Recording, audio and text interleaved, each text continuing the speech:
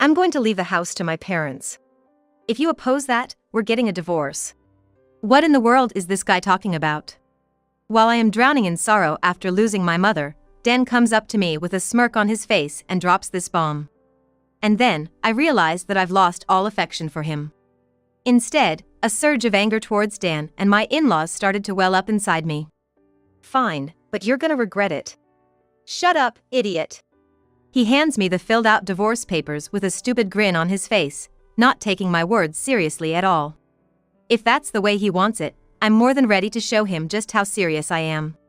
I won't let him get away with underestimating me like this. Grinning maliciously, I take the divorce papers and leave the house. Where to? My uncle's place. The next day, accompanied by my uncle, I made my way to the mansion now occupied by my in-laws' family. Where were you yesterday? You can't just up and leave when you're the housekeeper. Housekeeper? Who are you talking about? Who else but you, the wife? I already got a divorce, though. Dan is stunned into silence by my words. At this point, my uncle steps forward. There's something I need to discuss with you as a lawyer in light of recent events. My name is Emma Thompson. I'm a 35-year-old working housewife. I don't have a father. He apparently passed away in an accident when I was very young. As a result, my mother had to raise me all by herself. My mother, a skilled businesswoman, built a huge corporation from scratch all on her own. To make sure you never struggled because of money, especially since we were a single-parent family.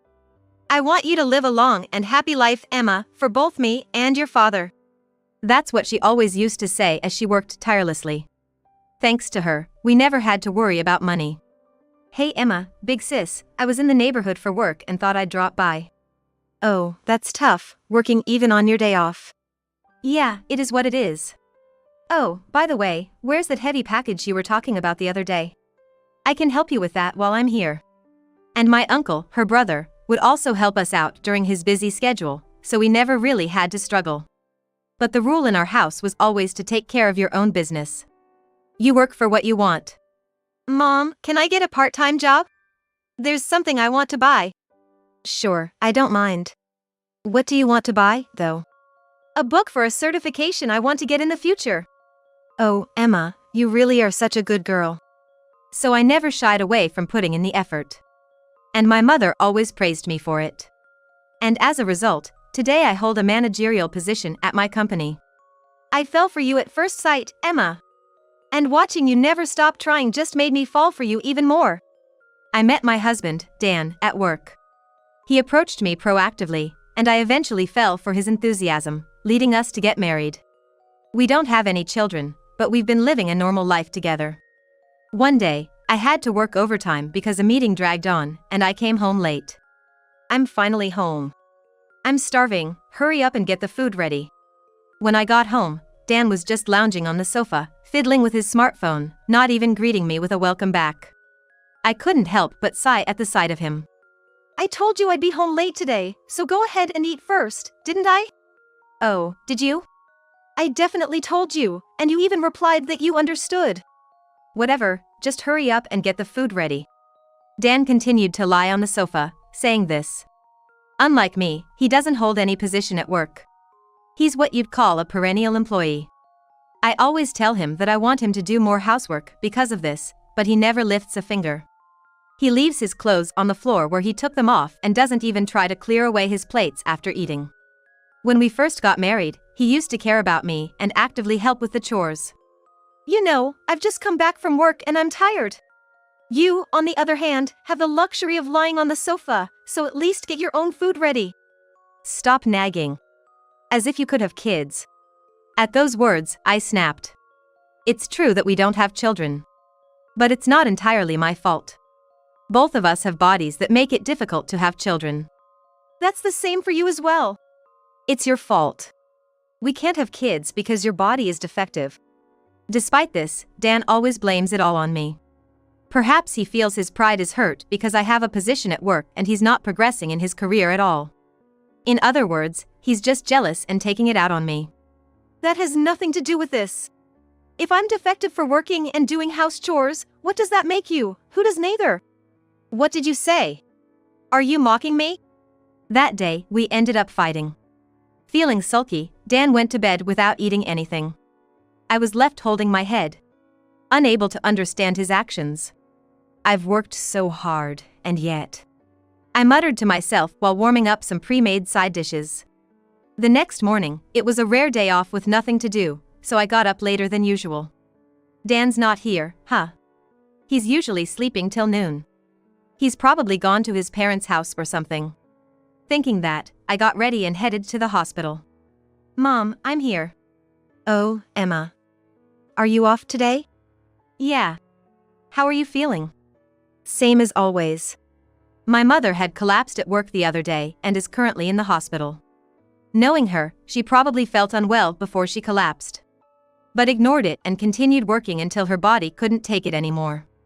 Even now, she must be feeling unwell, but she's working from her hospital bed. What about you? How are you doing? I'm fine, really. I replied with a smile to my mother, who was asking with a worried look. I can't give her any more to worry about. You know, the row of the trees in front of the office was beautiful again this year. Want to see the pictures I took? Yeah, I'd like to see them. With that thought, I changed the subject. Then, I had a pleasant chat with my mom and left the hospital after a while. Oh, it's from my mother-in-law. Checking my phone, I noticed a message from my mother-in-law. Honestly, I didn't feel like calling her back, but then she started calling me. Reluctantly, I answered.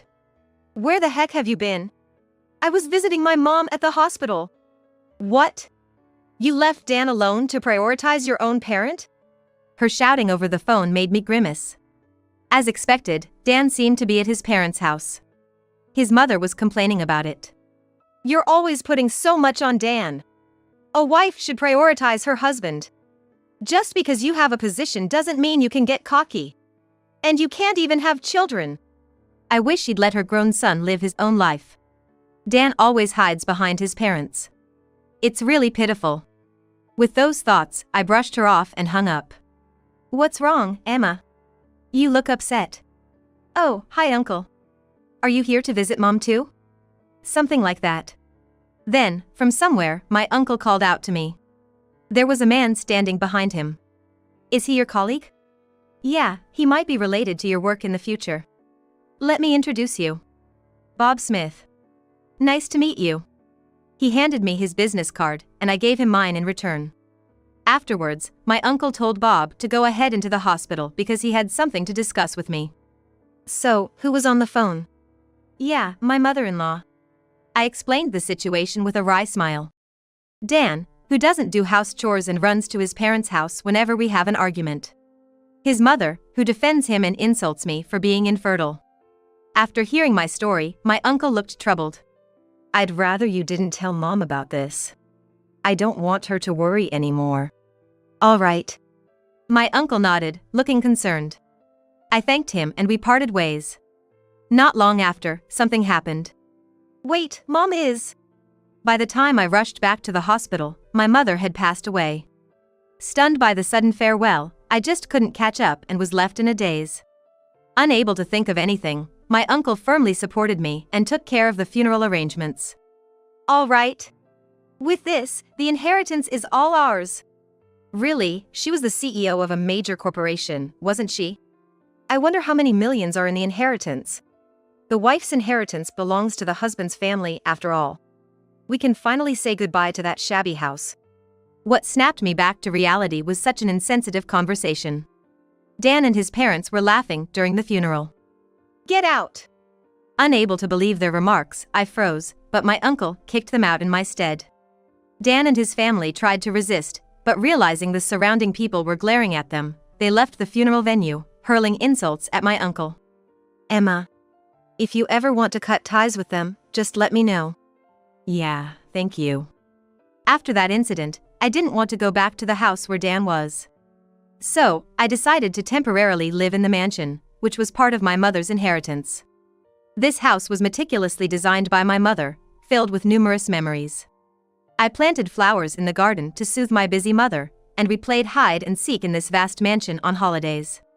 Even though she should have been busy with work, my mother always made time for me. Spending time in this mansion brings back those days. If I'm gone, you can do whatever you want with this house. My mother had said that to me when she was alive, and now I'm thinking maybe I should just. Just as I was pondering this, the doorbell rang. Maybe my uncle came to check on me, worried. Since he used to drop by unannounced when I was a kid, saying he was in the neighborhood for work, I opened the front door without thinking. Knew you'd be here, Dan. And. Wow, what a fabulous house. Hey, wait a minute. There stood Dan and his parents. Surprised by the unexpected visitors, they barged into the mansion. Moreover, they brought moving boxes with them, one after another. What are you doing in my mother's house? Your mother is gone, isn't she? This is my house now. No, you're wrong. This house is in my parents' name. My mind went blank at those words. My parents? But it's my mother's inheritance, why would it belong to Dan's parents? Got a legal assistant friend to change the ownership for us. What? How dare you do such a thing without asking? Shut it. A wife's belongings belong to the husband's family. But hey, relax. We'll keep you as our maid. Saying that, Dan grinned. The house will be given to my parents. If you oppose this, we're getting a divorce. What on earth is he talking about? Dan, speaking with a smile while I'm drowning in sorrow from losing my only mother. At that moment, I realized my love for him had vanished. In its place, anger towards Dan and his parents welled up inside me. Fine, but you'll regret it. Shut up, you idiot. Not taking my words seriously, he handed me a pre-filled divorce form, smirking. If he's serious, I'll show him I'm serious too. I'll make him regret looking down on me. Grinning, I took the divorce papers and left the house. My destination? My uncle's place. What the? They've really crossed the line this time. I immediately consulted my uncle, who is a lawyer. Changing ownership without consent is illegal, and normally impossible. Yet they had a legal assistant do such a thing. Don't worry. I'll protect my sister's house. And of course, I'll protect you, Emma. My uncle assured me with those words. And we immediately set out to take action. The sadness of losing my mother had completely turned into anger towards those outrageous people. I won't forgive that unreasonable family. The next day, I went to the mansion occupied by Dan's family with my uncle. Where were you yesterday? A maid can't just leave on her own accord. Maid? Who are you talking about? Who else? You, the wife. We're divorced, though? Dan froze at my words. Taking that as a cue, my uncle began to speak. I have something to discuss as a lawyer regarding this matter. He looked at Dan coldly. By the way, I immediately filled out my part of the divorce papers handed to me yesterday and submitted them. Including that, as I reported, Dan seemed to be in a daze, probably not understanding the situation. He probably doesn't get what's happening here. Hey, what's all this ruckus? Just then, my in-laws popped in, probably having caught wind of the disturbance. That's when my uncle stepped in and clarified that I am the rightful owner of this house, stating firmly that any unauthorized changes to the ownership would be downright illegal. What are you talking about? We've got a legal clerk handling all the necessary paperwork. And just who might that be? You do realize this is a clear-cut case of forgery, right? Leaving my in-laws to my uncle, I turned my full attention to Dan, who was glaring at me, realization dawning in his eyes. Don't you dare pull any unilateral moves. Oh really? And who was it that decided to go off and do things on their own first? I haven't done anything illegal, at least. Dan was left speechless by my retort. It's almost laughable how easily he was silenced. I guess that explains why he's never made it far in life. You're infertile and yet. You always bring that up so quickly, but to be quite frank, you're not in a position to talk. Yes, I do have difficulties getting pregnant. However, there is still a chance for me if I seek treatment. Dan, on the other hand, has been told outright that having children is out of the question for him, even with medical intervention. I might still have a shot at having kids. You, however, are completely out of luck when it comes to holding your own child. That's just. I'll never forgive you for belittling the cherished memories I have with my mother. Dan bowed his head in defeat. And it seemed like my uncle had successfully shut my in-laws up. Pack your things and leave here immediately. And be prepared for what's coming next. Under our icy glares, their faces turned pale. They will regret trashing the house filled with memories of my mother and me, a house they dared enter with their shoes on. My sister had realized that you were going through a hard time. It turns out my mother had noticed something was amiss and had asked my uncle to look out for me, anticipating that I wouldn't want to burden her with my troubles. She knew I'd keep quiet, not wanting to cause her any stress. So she asked you to help me in her stead. That's what I heard from my uncle. Further investigation revealed that Dan and his family had been bragging about their plans to swindle my inheritance the moment my mother passed away. To prevent this, my mother had drawn up a will, entrusting everything to me. She had left the will with Bob, a friend introduced by my uncle. Right here, it states that all of her estate is to be left to her daughter, Emma. And she made it clear that she can do as she pleases with this mansion. It was clearly written in the will that had been entrusted to Bob. Dan's face turned ashen as he heard this, and he started to cling to me desperately. Please, Emma, I'm begging you. I've already sold our house, and my parents' house is gone too. What? Why on earth would you do something like that without thinking it through? It came out that Dan had racked up a significant amount of debt behind my back. And all of it was from spending lavishly at nightclubs. He had taken advantage of my busy schedule to frequent these clubs, throwing money at the hostesses night after night. To pay off his debts, he had sold off both our house and his parents' house. Well, that's your problem, not mine. Emma, but you're my wife, aren't you? I was your wife. Now, you've got two choices. Either face the consequences of forgery or buy back the mansion for $3 million. There's no way I can. Selling the houses had just barely allowed Dan to settle his debts. There was no way he could come up with $3 million. His parents were in the same boat. Watching him squirm, I decided to file a police report. And as I kicked the in-laws out and took stock of the mansion, I noticed several things missing. Some of my keepsakes are gone. What's the meaning of this? That wasn't me. My mom said she wanted to sell the stuff she didn't like. So, it turned out my in-laws had taken the liberty of selling things themselves. Looks like I've got more grounds to sue them. In the end, Dan and his family were left saddled with a massive amount of debt. And I made sure he was properly ousted from the company. After all, I'm the president now, having taken over from my mother. Bring me that idiot wife. In such a situation, the father-in-law stormed into the company. He then went on a rampage, demanding that the damage report be withdrawn and money be handed over, which ultimately led to the police taking care of him as well.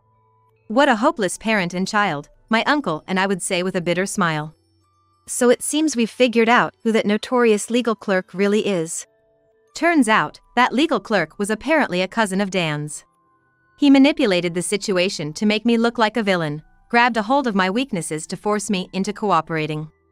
Because of this incident, this cousin has been cut off from his path as a legal clerk, holds a grudge against our in-laws, and has been spreading rumors in the family saying I was deceived. They are demons, leading to our in-laws' isolation. So, I've heard it's quite a quagmire now. Man, that family on the other side seems like they've got some crazy blood running through them. Seems like it. Well, they can just drag each other down for all I care. I have no sympathy for them whatsoever, so that's what I thought. So, have you decided what to do with that mansion? Yeah. I've decided to sell it. Indeed, that mansion is filled with memories of my mother. However, it's been tarnished by my in-laws. Plus, that mansion is too big for one person to live in. If Emma has decided that, then do as you please. I'm on your side. My uncle said, showing his support for my decision. And so, I sold the mansion. Luckily, a wealthy individual looking to spend their remaining years in peace quickly bought it. I said my goodbyes to the memories with my mother and left the mansion behind. From now on, I'll be living alone in an apartment closer to my workplace. Emma! Oh, Bob. I heard from the senior, and I came here. I was approached by Bob right after leaving the office. I owed a lot to him for investigating Dan's family and helping me gather evidence. Would you have some time to spare for me? Sure, I don't mind, and with that, we entered a cafe near the office. Thank you for everything, including what you did about my mother. No. I just wanted to be there for you, Emma. Saying that, Bob looked at me earnestly. Surprised, I still looked back at him. I like you, Emma. What? I know things just settled with Dan, and you might not feel the same way right now. But please think about it when things have calmed down. Saying that, Bob gave me his personal contact information. Honestly, I had noticed his actions. But until now, I wasn't able to see him in that way. I'm serious about this, he said, his face turning bright red. At this moment, I found him endearing. Maybe it wouldn't be so bad to get married again. I thought to myself. Sometime later, my in-laws apparently tried to take back the mansion by breaking into it. Perhaps they thought I was still there. However, it was already owned by the wealthy family. Thanks to the various security measures they had in place, Dan and his family were quickly dealt with by the authorities. With their previous criminal record, they were handed a prison sentence. Please, Emma! Help me! I had forgotten to block his number, and just like that, I got a message from Dan. What an idiot. It seems like the in-laws were the only ones who broke in, and Dan managed to avoid trouble by asking around for help. However, he still has debts too heavy for one person to bear. Can't you learn your lesson already? There's no way I'm going to help you. What? We were married once, weren't we? Really, I'm just disappointed in myself for not having enough discernment when it comes to you. I've realized I shouldn't be swayed by you. I need to be more careful from now on. Well, I don't think I need to worry about that anymore. Is that all you wanted to talk about? Emma! Give me another chance to. I'm going to have to pass. Goodbye. With that, I hung up the phone. This time, I made sure to block his number properly. Is the call over? Yes, it's over now. I decided to start dating Bob. We are now engaged. My uncle encouraged me, saying, "This guy is all about sincerity." Bob, I have a hard time getting pregnant, and I'm not young anymore. All I need is you.